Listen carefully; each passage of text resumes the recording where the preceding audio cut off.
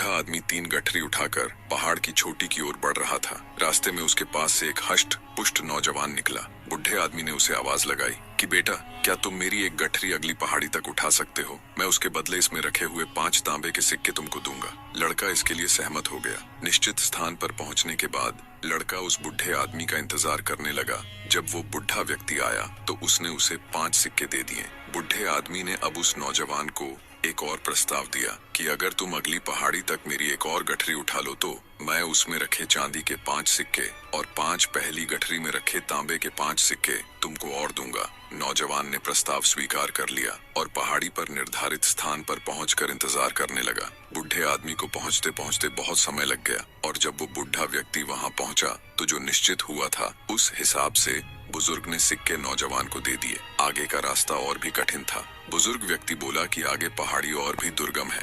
अगर तुम मेरी तीसरी सोने के मोहरों की गठरी भी उठा लो तो मैं तुमको उसके बदले 5 तांबे की मोहरे, 5 चांदी की मोहरे और 5 सोने की मोहरे दूंगा। नौजवान ने खुशी खुशी हामी भर दी। निश्चित स्थान पर पहुंचने से पहले नौजवान के मन में लालच आ गया कि क्यों ना मैं तीनों गठरी लेकर भाग जाऊं। गठरियों का मालिक तो कितना बुजुर्ग है, वह आसानी से मेरे तक नहीं पहुंच पाएगा। अपने मन में आए लालच की वजह से उसने रास्ता बदल लिया। कुछ आगे जाकर नौजवान के मन में सोने के सिक्के देखने की जिज्ञासा हुई।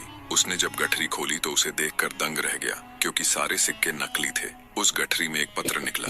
उसमें लिखा था कि जिस बुजुर्ग व्यक्ति की तुमने गठरी चोरी की है वह वहां का राजा है। राजा जी भेष बदलकर अपने कोषागार के लिए ईमानदार सैनिकों का चयन कर रहे हैं। अगर तुम्हारे मन में लालच न आता तो सैनिक के रूप में आज तुम्हारी भर्ती पक्की थी, जिसके बदले तुमको रहने को घर और अच्छा वेतन मिलता। लेकिन अब तुमको कारावास होगा, क्योंकि तुम राजा जी का सामान चोरी करके भागे हो। यह मत सोचना कि तुम बच जाओगे, क्योंकि सैनिक लगातार तुम पर नजर रख रहे हैं। अब नौजवान अपना माथा पकड़कर बैठ गया। कुछ ही समय में राजा के सैनिकों ने आकर उसे पकड़ लिया। उसके लालच के कारण उसका भविष्य जो उज्जवल हो सकता था वह अंधकारमय हो चुका था। इसलिए कहते हैं लालच बुरी बला है। निष्कर्ष, ज्यादा पाने की लालसा के कारण व्यक्ति लालच में आ जाता है और उसे जो बेहतरीन मिला होता है उसे भी वह खो देता है।